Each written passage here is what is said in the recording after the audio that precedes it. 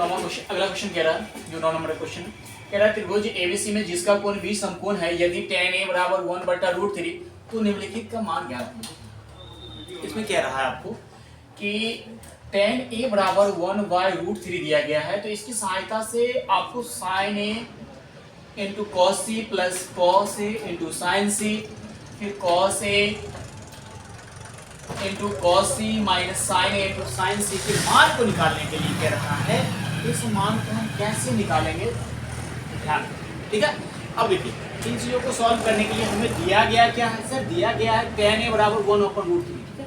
इसमें इसकी सॉल्यूशन की बात करते हैं। इसकी सॉल्यूशन में हमें दिया गया है, क्या दिया गया सर, दिया गया है tan a जो है 1/√3 के बराबर, ठीक है। tan a बराबर कितना दिया 1/√3, तो हम tan a बराबर 1/√3 दिया, तो tan थीटा का फॉर्मूला क्या होता है सर, tan थीटा का फॉर्मूला होता है लंब बट्टा आधार। लंब बट्टा आधार 1/√3 के बराबर है, तो यहाँ पे लंब का मान कितना निकल के आ रहा है 1, और आधार का मान कितना निकल के आ रहा है सर आधार का मान रूट के अंदर 3 निकल के आ रहा है। कितना आ रहा है रूट के अंदर 3। क्या कर्ण का मान है क्या, इसमें लंब हो गया आधार हो गया, क्या कर्ण का मान है सर, इसमें कर्ण का मान नहीं है, तो इसमें कर्ण का मान नहीं है तो हमें कर्ण का मान निकालना पड़ेगा। कर्ण का फॉर्मूला होता है रूट अंडर लंब का स्क्वायर और जोड़ किसका, जोड़ सर आधार का स्क्वायर, लंब का स्क्वायर जोड़ आधार का स्क्वायर। हम लंब की बात करेंगे, इसमें लंब हमारा कितना हो गया सर, लंब हमारा ऊपर में 1 है, 1 का स्क्वायर, आधार कितना है, आधार रूट के अंदर 3 है, रूट के अंदर 3 का स्क्वायर, तो हम कह सकते हैं 1 का स्क्वायर 1 और 3 स्क्वायर से रूट कटेगा यानी 3, और रूट के अंदर 3 1 4, और 4 का वर्गमूल कितना हो गया सर, 4 का वर्गमूल हमें 2 मिला, कितना मिला 2। तो कर्ण का मान कितना आ गया सर, कर्ण का मान 2 आ गया। लंब का मान कितना है, लंब का मान 1 है। आधार का मान कितना है, आधार का मान रूट के अंदर 3 है। इन चीजों की सहायता से हमें पहला कंडीशन क्या कह रहा है, हमें फर्स्ट टर्म कह रहा है कि आप निकालिए साइन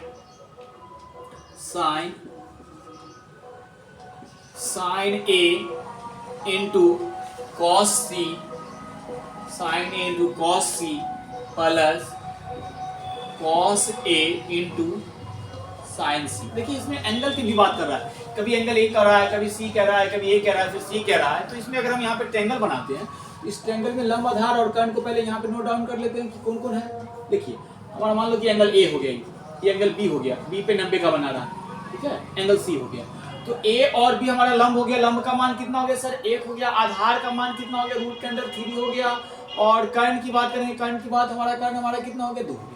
लेकिन फर्क ये है सर, साइन ए, साइन थीटा का फॉर्मूला क्या होता है, साइन थीटा बराबर लंब बटा कर्ण, ठीक है। साइन ए और गुने यहाँ पे कॉस सी, कॉस थीटा का फॉर्मूला क्या होता है आधार बटा कर्ण, और इस दोनों में हमें गुना का सिंबल है। किसका सिंबल है सर गुना का सिंबल है, ठीक है। इसमें देखिए प्लस, अब देखिए कॉस है, फिर क्या हो जाएगा सर आधार बटा कर्ण, आधार बटा कर्ण गुने साइन सी, साइन थीटा बराबर क्या होगा लंब बटा कर्ण। लेकिन फर्क ये है कि यहाँ पे साइन में एंगल ए बना रहा है और यहाँ पे साइन में एंगल सी बना रहा है, बना रहा है कि नहीं बना रहा सर, बना रहा है। तो देखिए ए कोण के लिए जब हम कोण ए की बात करेंगे, ए पर चलेंगे, तो यहाँ पे जो हमारा एंगल बन रहा है कोण ये, इस कोण के ठीक सामने वाली भुजा हमारा क्या कहलाएगा सर, तो सर एंगल कोण ए के सामने वाली भुजा हमें लंब कहलाएगा। तो लंब हमारा कितना हो जाएगा BC, और आधार क्या हो जाएगा AB। कर्ण हमारा कभी बदलेगा क्या सर, कर्ण हमारा टर्म कर्ण का कभी नहीं बदलता है। तो हमें लंब का मान कितना हो गया, लंब का मान हो गया रूट के अंदर 3, एंगल ए कोण के ठीक सामने वाला भुजा लंब होता है, ये आधार हो गया। लंब बटा कर्ण, कर्ण का मान कितना हो गया 2 गुने आधार बटा कर्ण, एंगल सी के लिए, एंगल सी के लिए आधार की बात करेंगे तो आधार हमारा क्या हो जाएगा BC, और सी कोण के ठीक सामने वाला ए भी लंब हो जाएगा, लेकिन इसमें लंब की जरूरत तो है नहीं, आधार की जरूरत है। आधार हमें कितना हुआ रूट के अंदर 3 बटा कर्ण की बात करेंगे, कर्ण कितना हो गया 2 प्लस, ठीक है। अब देखिए cos a आधार बटा कर्ण एंगल ए के लिए, तो ए के लिए आधार की बात करेंगे तो एक एंगल बनेगा, तो ये BC लंब कहलाएगा, ए भी आधार कहलाएगा, तो आधार कितना हो जाएगा 1 हो जाएगा। बटा कर्ण की बात करेंगे तो कर्ण हमें कितना हो गया 2 गुनी, यहाँ पे साइन सी की बात करेंगे तो एंगल हमें सी बनेगा, तो सी हमारा क्या कर रहा है लंब बटा कर्ण। तो सी पर एंगल जब बन रहा है तो इसके ठीक सामने वाली भुजा लंब होगा, तो 1 हमारा लंब होगा, कर्ण कितना हो गया सर कर्ण हमारा 2 हो जाएगा, कितना हो जाएगा 2 हो जाएगा। चलिए अब चीजों को गुना कर लीजिए, अब चीजों को गुना करेंगे, √3 गुने √3 √9 का वर्गमूल कितना हो गया 3, तो इसको हम 3 अब 2 दूनी कितना हो गया 4, 3/4 लिख सकते हैं क्या? हाँ सर लिख सकते हैं। प्लस 1 1 के गुना करेंगे 1 और 2 दूना 4, तो अब 4 4 कैल्सियम करेंगे 4 4 1 4, तो 3 1 3 4 1 4, तो 1 1 1, तो हम कह सकते हैं 4/4, ये कट के कितना आ गया 1। तो हम कह सकते हैं कि पहले वाला जो वैल्यू है इस वैल्यू का मान कितना निकल के आ रहा है सर? सर इस वैल्यू का मान 1 निकल के आ रहा है। ठीक है, अब दूसरा देखिए, ध्यान दीजिए। सेकेंड हमारा कह रहा है, सेकेंड हमारा कह रहा है cos A into cos C minus sin A into sin C, यही है। अब देखिए यहाँ पे cos थीटा बराबर क्या होगा सर? आधार बट्टा कर्ण, एंगल ए के लिए आधार कौन हो जाएगा सर? ए भी हो जाएगा। ए भी कितना है? 1 है।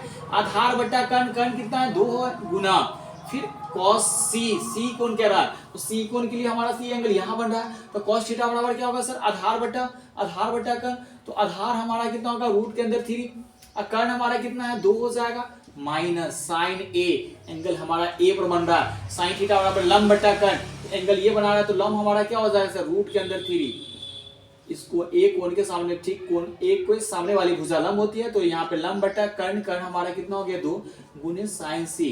sin थीटा बराबर क्या होगा? sin थीटा लंब बट्टा कर्ण, लंब हमारा कितना हो गया सर?